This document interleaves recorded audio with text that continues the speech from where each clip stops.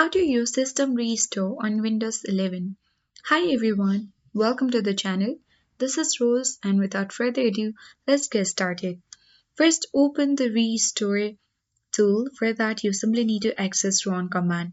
Right click on the Start button and select Run.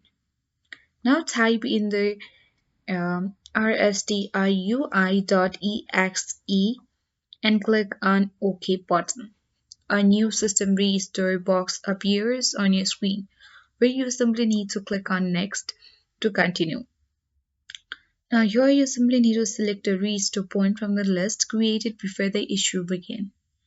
And now you simply need to confirm the selection by clicking on the Next button.